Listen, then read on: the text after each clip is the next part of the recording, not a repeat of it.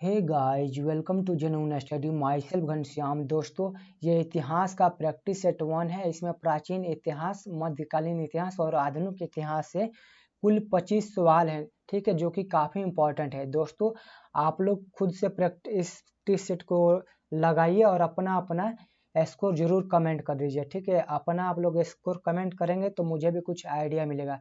इस वीडियो का PDF Telegram पे मिल जाएगा। आप लोग टेलीग्राम चैनल ज्वाइन कर लीजिए, डिस्क्रिप्शन में लिंक है। और हर एक सेक्शन का मैं प्रैक्टिस सेट ला रहा हूँ दोस्तों। फुल प्रैक्टिस सेट भी बहुत जल्दी आएगा। दोस्तों, अभी कुछ इशू चल रहा है, इसलिए डेली बेसिस वीडियो नहीं आ पा रहा है।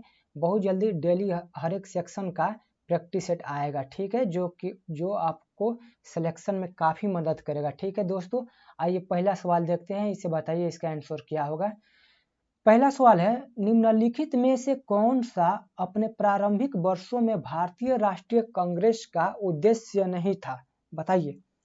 काफी इंपॉर्टेंट ये सवाल है। बताइए क्या होगा दोस्तों।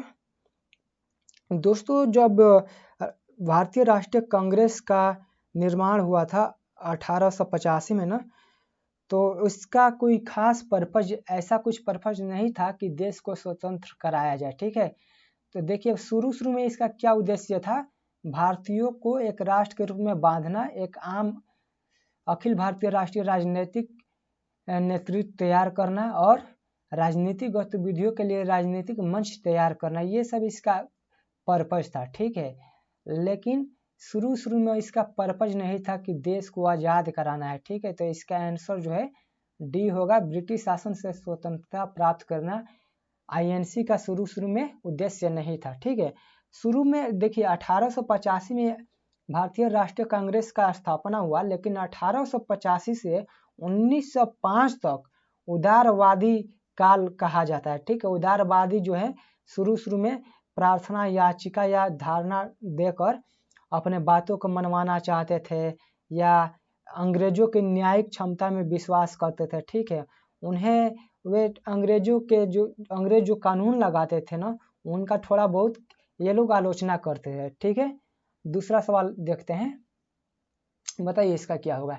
किस वर्ष इंग्लिश ईस्ट इंडिया कंपनी ने पटना बिहार में अपना कारखाना स्थापित किया? बताइए। तो इसका आंसर होगा ए, 1620 में अंग्रेजी ईस्ट इंडिया कंपनी ने सोरा के व्यापार के लिए, दोस्तों ये भी पूछता है किस व्यापार के लिए, तो सोरा के व्यापार के लिए बिहार के पटना के आलमगंज में अपना कारखाना स्थापित किया था पहली बार 1620 में पटना के आलमगंज में, ठीक है। तीसरा सवाल देखिए, भारत सरकार अधिनियम 1919 किस पे आधारित था? बताइए। भारत सरकार अधिनियम 1919 किस पे आधारित था? तो ये मॉन्टेगू चेम्सफोर्ड 2 नंबर, ये बी पे मॉन्टेगू चेम्सफोर्ड रिपोर्ट पे आधारित था, ठीक है। और मार्ले मिंटो जो सुधार है ये 1909 में था, ठीक है। मार्ले मिंटो रिफॉर्म कब था? 1909 में, ठीक है। और मॉन्टेगू चेम्सफोर्ड रिपोर्ट 1919, ठीक है। दोस्तों, एक मार्ले मिंटो रिफॉर्म 1909 से काफी इंपॉर्टेंट सवाल पूछता है कि सांप्रदायिकता का जनक किसे कहा जाता है? तो लॉर्ड मिंटो को सांप्रदायिकता का जनक कहते हैं। और 1919 मार्ले मिंटो रिफॉर्म में ही सांप्रदायिकता का शब्द का प्रचलन बढ़ा। क्यों बढ़ा? क्योंकि इसमें अंग्रेजों ने मुसलमानों के लिए एक ऐसा सांप्रदायिक नियम लाया जिसमें मुस्लिम लोग ही केवल मुसलमानों को ही चुन सकते थे, ठीक है। Only Muslim can vote for Muslim, ठीक है। केवल मुस्लिम के लिए वोट कर सकते थे, जो काफी सांप्रदायिक नियम था, ठीक है। तो लॉर्ड मिंटो को क्या बोलते हैं? सांप्रदायिकता का फादर, ठीक है।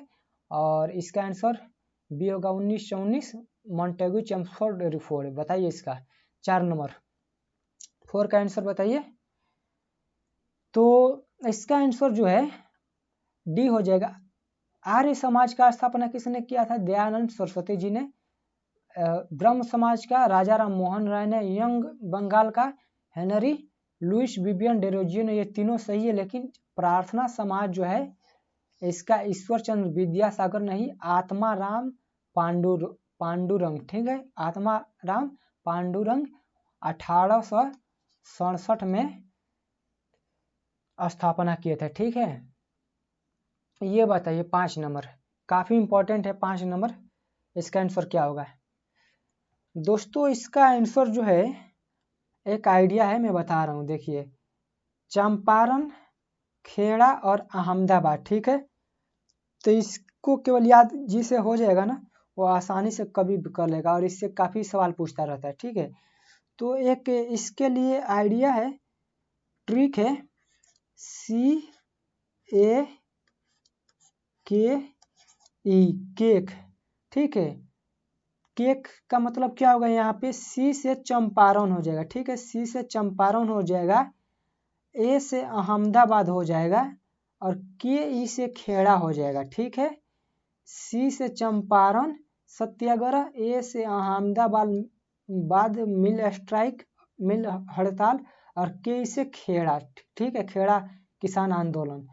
यानी कि पहले चंपारण था, ठीक है, तब अहमदाबाद मिल सत्याग्रह, ये 1, ये 2 और ये 3, ठीक है, खेड़ा लास्ट में हुआ था। और ये चंपारण सत्याग्रह 1917 में हुआ था, ठीक है, चंपारण 1917 में, और ये दोनों 1918 में हुआ था, लेकिन डेट अलग अलग था, ठीक है। चंपारण 1917 में और रॉलेट एक्ट 1919 में, ठीक है। तो रॉलेट एक्ट 1919 में हुआ था, तो सबसे लास्ट में हुआ था, सबसे लास्ट में 1 कहाँ है, इसमें है, इसमें है, लेकिन उसके बाद 2 नंबर हुआ था, 2 चंपारण 1917 में, तो ये हो जाएगा 2 4 1 3, ठीक है। इसे आप लोग मैच कर लीजिएगा। अगला सवाल देखते हैं। गोपाल कृष्ण गोखले ने किस वर्ष भारत सेवक मंडल यानी सर्वेंट ऑफ इंडिया सोसाइटी की स्थापना की, बताइए।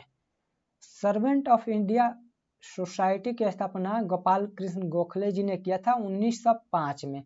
तो इसमें 2 सवाल बन गए कि सर्वेंट्स ऑफ इंडिया सोसाइटी या भारत सेवक मंडल की स्थापना किसने किया था, गोपाल कृष्ण गोखले ने, और कब किया था, 1905 में। ये बताइए 7 नंबर, वल्लभ भाई पटेल के नेतृत्व में आयोजित बारदोली सत्याग्रह की मुख्य मांग क्या थी, बताइए। बारदोली सत्याग्रह की मुख्य मांग क्या थी, काफी इंपॉर्टेंट सवाल है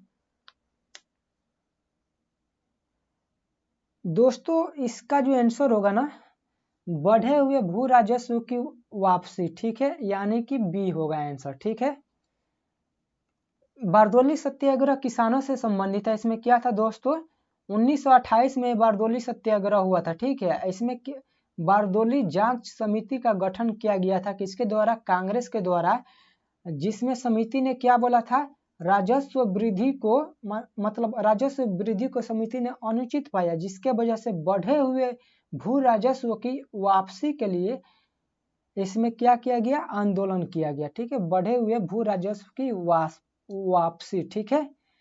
तो बारदोली सत्याग्रह की मुख्य मांग क्या थी, बढ़े हुए भू राजस्व की वापसी होगा। और बारदोली सत्याग्रह कब हुआ था, 1928 में, जिसके नेता कौन थे, वल्लभ भाई पटेल। ये गलती से न कीजिएगा, डी नंबर, किसानों का कर्ज माफ करना नहीं, बढ़े हुए भू राजस्व की वापसी, ठीक है। ये बताइए, काफी इंपॉर्टेंट सवाल है, निम्नलिखित में से किस वर्ष बंगाल के मिदनापुर जिले में जातीय सरकार की स्थापना हुई। तो दोस्तों 1942 में बंगाल के मिदनापुर में जातीय सरकार की स्थापना हुई। 1942 में भारत छोड़ो आंदोलन जब हुआ था, तो बंगाल के मिदनापुर में तथा उत्तर प्रदेश के बलिया जिले में जातीय सरकार की स्थापना हुई, ठीक है। ये बताइए, निम्नलिखित में से किसके विरोध में रविंद्रनाथ टैगोर ने अपनी नाइटहुड की उपाधि का परित्याग कर दिया था। तो रविंद्रनाथ टैगोर जी ने, ठीक है, जालियांवाला बाग हत्याकांड, ठीक है, जो कि 13 अप्रैल को हुआ था, 13 अप्रैल को 1919 में, माफ कीजिएगा यहाँ पे सही से मैं लिख नहीं पाया, यहाँ पे मैं लिख दे रहा हूँ, 13 अप्रैल 1919 में, ठीक है, जालियांवाला बाग हत्याकांड हुआ, जिसके विरोध में रवीन्द्रनाथ टैगोर जी ने नाइटहुड की उपाधि का परित्याग कर दिया था, ठीक है। और गांधी जी ने कैसरे हिंद की उपाधि को, ये भी पूछता है। आइए, ये तो 9th हो गया ना, इसे याद रखिए, काफी इंपॉर्टेंट है। ये बताइए, और 9th में ये चौरी चौरा को लेकर कंफ्यूज ना होइएगा, ठीक है। नाइटहुड की उपाधि जालियांवाला बाग में हुआ था। 10 नंबर का बताइए, लॉर्ड डलहौजी की विलय नीति का प्रथम शिकार कौन हुआ था, बताइए। जो लॉर्ड डलहौजी ने हड़प नीति का जो नियम निकाला था ना, या विलय नीति, तो उसमें उसका प्रथम शिकार कौन हुआ था दोस्तों? इसका आंसर होगा सतारा। इसका इंक थोड़ा मैं चेंज कर लूँ इंक, ठीक है। सतारा जो है 1848 में विलय नीति का प्रथम शिकार हुआ था, इसे याद रखिएगा। एक और काफी इंपॉर्टेंट पूछता है, अवध के बारे में पूछता है, ठीक है। तो अवध को ना 1856 में कुशासन के आरोप में, इसे याद रखिएगा, कुशासन के आरोप में अवध को 1856 में मिला लिया गया था, ठीक है। 11 नंबर देखिए, निम्नलिखित में से किसने गांधी जी के नमक सत्याग्रह में भाग नहीं लिया था, बताइए। Very very important question, most important question दोस्तों। निम्नलिखित में से किसने गांधी जी के नमक सत्याग्रह में भाग नहीं लिया था? तो कौन कौन लिया था ये भी याद रखना है, क्योंकि सवाल ये भी पूछ देता है कि निम्नलिखित में से किसने नमक सत्याग्रह में भाग लिया था। निम्नलिखित में से किसने महात्मा गांधी जी के नमक सत्याग्रह में भाग लिया था? तो भाग कौन लिया था? सरोजिनी नायडू जी ने लिया था, अरुणा आसफ अली लिया था, कमला देवी चट्टोपाध्याय जी ने लिया था, लेकिन राजकुमारी अमृत कौर जी नहीं ली थी, ठीक है। तो नहीं लिया था इसमें है, तो इसका आंसर बी हो जाएगा, ठीक है। 12 नंबर सवाल देखिए, ये एक्ट से सवाल पूछता ही रहता है, याद रखिएगा। 1858 के भारत सरकार अधिनियम के संदर्भ में निम्नलिखित कथनों पर विचार कीजिए, बताइए इसमें क्या आंसर होगा। आइए पहला देखते हैं, यह भारत की बेहतर सरकार के लिए एक अधिनियम के रूप में जाना जाता है। डेफिनेटली यह भारत के लिए एक अच्छे सरकार के लिए अधिनियम के रूप में जाना जाता है, ठीक है। ये आंसर सही है। ये किस में है? 1 में है और 2 में है, तो 3 नहीं होगा क्योंकि इसमें ये नहीं है, ठीक है। इस अधिनियम के तहत वायसराय का पद समाप्त कर दिया गया था। नहीं, इस अधिनियम के तहत वायसराय का पद समाप्त नहीं किया गया था। इसमें तो इस अधिनियम के तहत तो वायसराय के पद को जोड़ा गया था, इसमें उल्टा दे दिया है, तो बी नहीं होगा। बी जिसमें है वो आंसर नहीं होगा। ये नहीं होगा, ये नहीं होगा, तीनों तो सही होगा नहीं क्योंकि बी गलत है। तो एलिमिनेशन मेथड से दोस्तों इसका आंसर ए और सी हो जाएगा, ठीक है। सी हम लोग बिना पढ़े भी आंसर कर सकते हैं एलिमिनेशन मेथड से, जैसा कि मैंने आप लोगों को बताया, ठीक है। बी गलत है ना, तो बी 1 में भी है, 2 में भी है, 3 में भी है, तो कौन बच गया? 2 नंबर बच गया, तो 2 आंसर हो जाएगा हमारा। तो इसके अंतर्गत ना 1858 के अधिनियम के तहत गवर्नर जनरल ऑफ इंडिया के पद को समाप्त कर दिया गया था और वायसराय के पद को जोड़ दिया गया था, ठीक है। इस अधिनियम के तहत बने राज्य सचिव सीधे ब्रिटिश संसद के प्रति उत्तरदायी थे। सी नंबर सही है, ये तो ऑलरेडी बता चुका हूँ। आइए 13 नंबर बताइए, पेरिस की संधि से अंत हुई थी, बताइए। निम्नलिखित में से कौन सी युद्ध, बताइए इनमें से कौन सी युद्ध जो है पेरिस की संधि से अंत हुई थी, बताइए। काफी इंपॉर्टेंट सवाल है। तो दोस्तों तृतीय कर्नाटक युद्ध कहाँ पे है? तृतीय कर्नाटक युद्ध जो है ना, ये मेरा, हाँ, तृतीय कर्नाटक युद्ध जो है पेरिस की संधि से अंत हुई थी। तृतीय कर्नाटक युद्ध याद रखिएगा। और प्रथम कर्नाटक युद्ध में क्या हुआ था? एक्स-ला-चैपल की संधि। प्रथम कर्नाटक में क्या हुआ था? एक्स-ला-चैपल चैपल, एक सलाह चैपल की संधि प्रथम कर्नाटक में। और प्रथम मैसूर युद्ध में क्या हुआ था? अंग्रेजों का हार, याद रखिएगा, अंग्रेजों का हार, ठीक है, ब्रिटिश की हार। और द्वितीय कर्नाटक जो युद्ध था अनिर्णायक था, ठीक है। तो प्रथम कर्नाटक युद्ध में एक सलाह चैपल की संधि और तृतीय में पेरिस की संधि हुई थी और मैसूर के युद्ध में ब्रिटिश की हार हुई थी। बताइए 14 नंबर सवाल बताइए। ये काफी आसान सवाल है। मोतीलाल नेहरू और CR दास द्वारा 1923 में गठित पार्टी का क्या नाम था? तो मोतीलाल नेहरू और CR दास द्वारा 1923 में स्वराज पार्टी का गठन हुआ था। स्वराज पार्टी, ये भी पूछ सकता है कि स्वराज पार्टी का गठन कौन कौन किया था। 2 सवाल इसमें है, स्वराज पार्टी का गठन और कब हुआ था? 1923 में। ये बताइए खिलाफत आंदोलन के प्रमुख नेता निम्नलिखित में से कौन थे? तो खिलाफत आंदोलन के प्रमुख नेता कौन थे? मोहम्मद अली और शौकत अली, ये 2 लोग खिलाफत आंदोलन, जो खिलाफत आंदोलन कब से कब चला? 1919 से 1922 तक। ये बताइए प्राचीन भारत का सवाल है, एंशिएंट इंडिया का। विक्रमशिला बिहार का संस्थापक कौन था?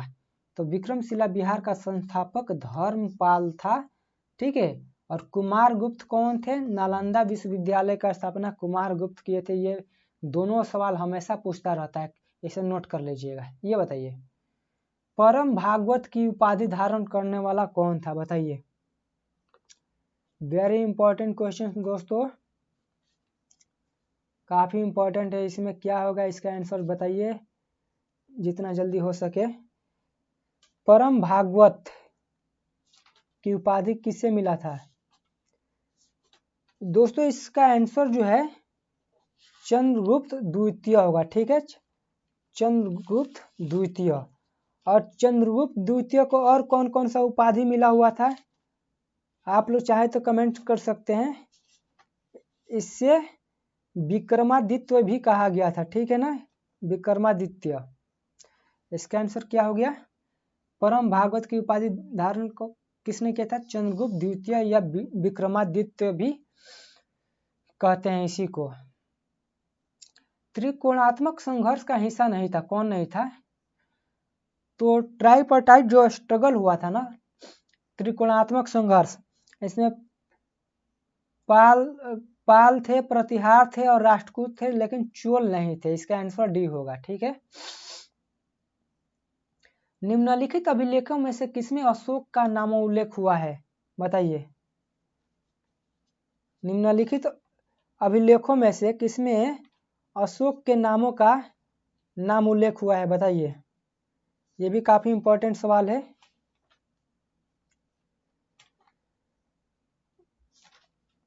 दोस्त हाँ जी, इसका आंसर है बी, गुर्जरा में, ठीक है दोस्तों। गुर्जरा अभिलेख में अशोक के नाम का उल्लेख हुआ है। और एक और आज पूछता है मास्की अभिलेख जो है ना, उसमें भी अशोक के नाम का उल्लेख मिलता है, गुर्जरा और मास्की में, ठीक है। इससे याद रखिए, काफी इंपॉर्टेंट है। ये बताइए ब्रिटिश ईस्ट इंडिया कंपनी ने चाय के व्यापारिक एकाधिकार को खो दिया था। बताइए ब्रिटिश ईस्ट इंडिया कंपनी ने चाय के व्यापारिक एकाधिकार को खो दिया था, किसमें? 1833 के चार्टर एक्ट द्वारा, ठीक है दोस्तों। 1833 के चार्टर एक्ट द्वारा ब्रिटिश इंडिया ने भारत और चीन दोनों देश से 100% व्यापारिक अधिकार खो दिया था, ठीक है। और 1813 में थोड़ा सा आंशिक रूप से खोया था, ठीक है, कंप्लीट नहीं। ये बताइए एंशिएंट हिस्ट्री का, एक ही कब्र से 3 मानव कंकाल, बताइए कहाँ से मिले हैं? एक ही कब्र से 3 मानव कंकाल दमदमा से मिले थे, ठीक है। कलिंग युद्ध का विवरण हमें ज्ञात होता है। बताइए कलिंग युद्ध का विवरण हमें 13वें शिलालेख के द्वारा प्राप्त होता है। निम्नलिखित में से किस मुगल शासक ने लाला कालवंश से हिंदू संगीत की शिक्षा ली? बताइए निम्नलिखित में से किस मुगल शासक ने लाला कलावंश से हिंदू संगीत की शिक्षा ली? हिंदू संगीत से शिक्षा कौन ली? अकबर ने, ठीक है। एलोरा का प्रसिद्ध कैलाश मंदिर किसने बनवाया था? एलोरा का प्रसिद्ध कैलाश मंदिर कृष्ण प्रथम ने बनवाया था? सिजदा और पैबोस प्रणाली किस दिल्ली सुल्तान द्वारा शुरू हुआ था? बताइए। सिजदा और पैबोस प्रणाली किस दिल्ली सुल्तान द्वारा शुरू की गई थी? गयासुद्दीन बलबन द्वारा शुरू की गई थी। ठीक है दोस्तों, ये 25 सवाल हो गए। ये दोस्तों ये होमवर्क वाला सवाल है, आप लोगों के लिए है। अखिल भारतीय किसान सभा की स्थापना कब हुई थी? बताइए किस सन में हुई थी अखिल भारतीय किसान सभा की स्थापना? इसमें आप लोग आंसर को जरूर कमेंट कीजिए, इसमें से क्या आंसर होगा। मैं इतना बता दे रहा हूँ कि अखिल भारतीय किसान सभा की स्थापना लखनऊ में हुई थी और स्वामी सहजानंद सरस्वती जी ने किया था, लेकिन किस ईस्वी में किया था ये आप लोग को कमेंट करना है। ठीक है दोस्तों, तो वीडियो देखने के लिए बहुत बहुत धन्यवाद दोस्तों। आप लोग चैनल को जरूर सब्सक्राइब कर लीजिए। अगला जो प्रैक्टिस सेट आएगा भूगोल का आएगा, उसके बाद साइंस का आएगा, उसका मैथ रीजनिंग का आएगा और फुल टेस्ट सीरीज भी आएगा। ठीक है, तो वीडियो देखने के लिए बहुत बहुत धन्यवाद दोस्तों। कुछ इशू है इसलिए रेगुलर वीडियो नहीं आ पा रहा है, लेकिन 4 से 5 दिनों बाद रेगुलर वीडियो आने लगेंगे। ठीक है।